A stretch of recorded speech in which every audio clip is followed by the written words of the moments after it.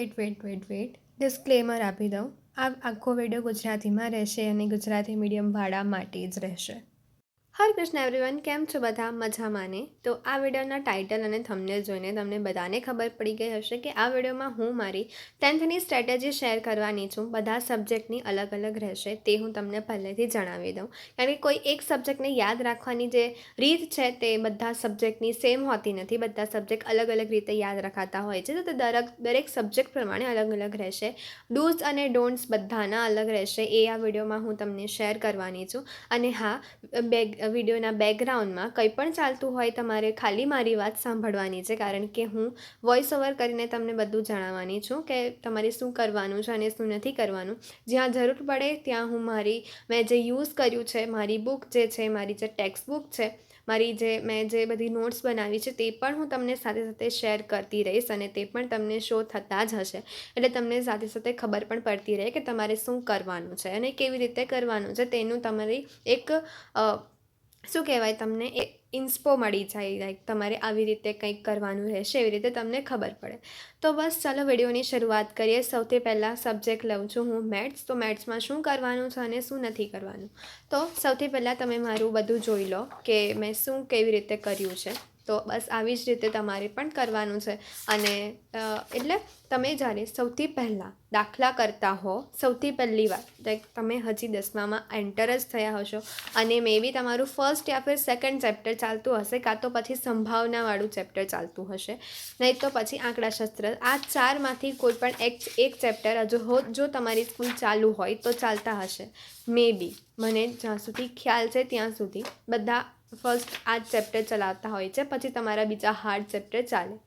તો આ બધા ચેપ્ટર્સ જે છે તેમાંથી તમે જ્યારે ફર્સ્ટ ટાઈમ કરવા બેસો ત્યારે તમે બધી એક્સરસાઇઝના દાખલા, બધા એક્ઝામ્પલના દાખલા તમે કરી લીધા. ત્યારબાદ તમે જ્યારે સેકન્ડ ટાઈમ કરવા બેસો અને તમારે રિવિઝન વગર બેસવાનું હોય. રિવિઝન વગર તમે બેસો એટલે તમને જે મેમરીમાં જેટલા દાખલાની રીત હોય તે જ તમારે કરવાના છે અને જે નથી થતા તે તમારે ટિક કરી લેવાના છે કે આ દાખલો મારાથી નથી થતો. એટલે જ્યારે તમારી એક્ઝામ હોય ત્યારે તમારે લાસ્ટમાં બસ એ જ દાખલા કરવાના છે, કારણ કે તમારી જ્યારે બોર્ડની એક્ઝામ નજીક હોય ત્યારે તમે જે આગલા દિવસની રજા હશે ત્યારે તમે આખી ચોપડી, આખી NCERT બુક તો તમે ઓબ્વિયસલી નથી જ કરવાના, એટલો બધો તમારી પાસે સમય નહીં હશે.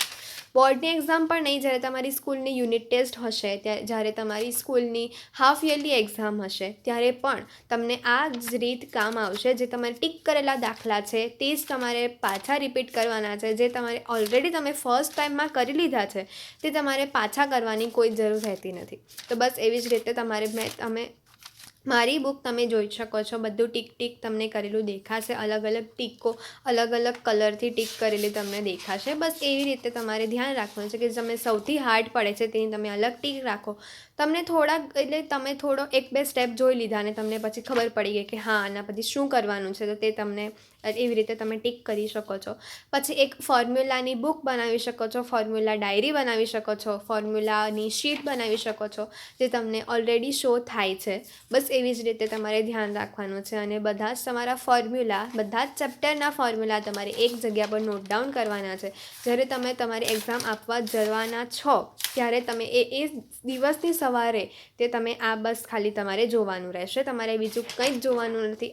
જ્યારે એક્ઝામનો દિવસ હોય ત્યારે તમારે એ જ ફોર્મ્યુલાની ડાયરી લેવાની છે અને બધું જોઈને જવાનું. મેથ્સ પૂરું થયું, તેની સાથે લઈએ છીએ SS.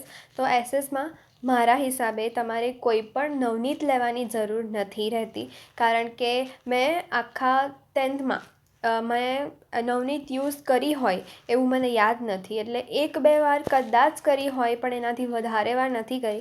કારણ કે મેં જ્યારે પણ યુઝ કરી છે ત્યારે મને એવું જ લાગે છે કે એમાં થોડી વધારે ઇન્ફોર્મેશન આપેલી છે. અને એના માટે મેં ખાલી આપણી જે ગુજરાત સરકાર દ્વારા જે આપણને ચોપડી આપવામાં આવે છે તેનો જ યુઝ કર્યો છે. તેમાંથી જ બધા ક્વેશ્ચન આન્સર્સ થઈ જાય છે. આન્સર પણ અંદર જ ટિક કર્યા છે, જે તમે જોઈ જ શકો છો કઈ રીતે મેં બધું ટિક કરેલું છે, હાઇલાઇટ કરેલું છે. જે યાદ રાખવા જે ઇન્ફોર્મેશન હોય તેને અંડરલાઇન કરી છે. જે લખેલું છે મેં ઘણું બધું અંદર ઇન્ફોર્મેશન લખેલી છે. અમારા ટીચર જે છે તે અમારી સ્કૂલના જે ટીચર છે તે 27 વર્ષથી એસએસ ભણાવે છે, એટલે તેમને બધું ખબર છે કે કઈ રીતે થતું હોય, અને દર વખતે બોર્ડના પેપર ચેક કરવા માટે પણ જાય છે. એટલે તેઓ જે અમને જવાબ ટીક કરાવે છે, કાં તો જેમ એમને જે લાગે કે કંઈ ઉમેરવા જેવું છે આ જવાબમાં, ચોપડીમાં નથી, તે એમણે થોડું ઘણું ઉમેરાવેલું છે. કારણ કે કોઈ બોર્ડમાં ક્વેશ્ચન પૂછાયો હોય તે પણ અમે બધા જ ટીક કરેલા છે, બધું જ લખેલું છે. આમાં આઈ થિંક એટલું બધું સ્પષ્ટ નથી દેખાતું, પણ બધું જ સારી રીતે એવી રીતે ટીક કરેલું છે કે કયા યરમાં કયો ક્વેશ્ચન પૂછાયો છે, કેટલી વાર પૂછાયો છે, બધું જ મારી બુકમાં ટીક કરેલું છે. તો જો તમને એવું તમે ઈચ્છતા હોય, કાં તો તમારા જો ટીચર હોય તમારી સ્કૂલના જો એવી રીતે કરાવતા હોય તો વાંધો નહીં, પણ જો તમને જરૂર પડે તો મને કહેજો. હું તમને એક એસએસ માટે એક સેપરેટ વિડીયો બનાવી દઈશ, અને તેની અંદર હું બધું જ સમજાવી દઈશ. તો ઓકે, તો એસએસ થયું અહીંયા કમ્પ્લીટ. એસએસ પછી લઈ લઉં છું સંસ્કૃત. તો સંસ્કૃતમાં તમારે બધા જ ચેપ્ટરના ભાષાંતર, સ્વાધ્યાય આખું કરવાની કોઈ જરૂર રહેતી નથી મારા હિસાબે. તમે છેલ્લા 5 કે 6 વર્ષના તમે પેપર લઈ લો બોર્ડના, અને તેમાં જે ચેપ્ટરના વધારે વાર જે રિપીટ થતા હોય છે, ભાષાંતર જે છે મેં જોયું છે એ પ્રમાણે સેકન્ડ ચેપ્ટરનું ભાષાંતર છે. પછી મને એક્ઝેક્ટ બરાબર યાદ નહીં, કારણ કે સંસ્કૃત મારું એટલું બધો ફેવરેટ સબ્જેક્ટ નહોતો, એને ખાલી હું ફટાફટ પતાવી દેવા પૂરતું કરતી હતી. એટલે આઈ થિંક મને યાદ છે ત્યાં સુધી લાઈક સેકન્ડ ચેપ્ટર છે, પછી 9મું ચેપ્ટર છે, પછી એ 15મું ચેપ્ટર છે, એના જ ભાષાંતર વારંવાર પૂછાતા હોય છે પાઠમાં. પછી કાવ્ય છે, તો એટલે શ્લોકનું જે ભાષાંતર પૂછાય છે તેમાં પણ જે 3જું ચેપ્ટર છે, 16મું ચેપ્ટર છે, એના જ વધારે વાર પૂછાતા હોય છે. તો એવી રીતે તમારે જોઈ લેવાનું કે કયા ચેપ્ટરનું શું વધારે પૂછાય છે, તે જ ખાલી તમારે કરીને જવાનું. આવી રીતે તમે સ્કૂલની એક્ઝામમાં પણ કરી શકો છો. હું સ્કૂલની એક્ઝામમાં પણ એવું જ કરતી હતી યુનિટ ટેસ્ટમાં. અને જે પ્રી બોર્ડ્સ હતી, પછી પ્રી બોર્ડ આવે ત્યાર સુધીમાં, તમારી જ્યારે સ્કૂલમાં પ્રી બોર્ડ ચાલુ થવાની હોય ત્યારે ત્યાં સુધીમાં માર્કેટમાં અપેક્ષિત મળતી થઈ જાય છે, તો તમે જરૂરથી એ ખરીદી શકો છો. જો તમે મારા જેવા સ્ટુડન્ટ છો જેને સંસ્કૃત ભણવું નથી ગમતું, પરંતુ ભણવું પડે છે, સારા માર્ક્સ લાવવા જ પડતા હોય છે, કારણ કે આપણી ટકાવારીમાં સંસ્કૃતના માર્ક પણ ઉમેરાવાના છે, તેથી તમારે ભણવું જ પડશે. તો તમે અપેક્ષિત યુઝ કરી શકો છો, અને તેમાંથી તમારી પ્રિપરેશન કરી શકો છો. મેં એવું જ કર્યું હતું. જ્યારથી માર્કેટમાં અપેક્ષિત મળતી થઈ ગઈ હતી ત્યારે મેં એને ખરીદી લીધી હતી, અને તેમાંથી ગ્રામર એવું પણ સારું એવું થઈ જશે. અને બધા જ ભાષાંતર પણ તમારે બધા ચેપ્ટરનું આખું ભાષાંતર કરવાની કોઈ જરૂર રહેતી નથી. અને તમે અપેક્ષિત હશે તો તમારી પાસે એક બેનિફિટ હશે કે એમાં બધું ટિક કરેલું હશે, કે લાઈક લાસ્ટમાં થોડા PYQs એમાં ટિક કરેલા હશે જ, એટલે તમે એ યુઝ કરી શકો છો. હા, તો બસ આ વિડીયો માટે આટલું જ રાખીએ છીએ. આ વિડીયોમાં મેં 3 સબ્જેક્ટને ઇન્ક્લુડ કર્યા છે. આના પછીના જે 3 સબ્જેક્ટ બાકી છે, જે છે સાયન્સ, ગુજરાતી અને ઇંગ્લિશ, તે સેકન્ડ પાર્ટમાં આવશે.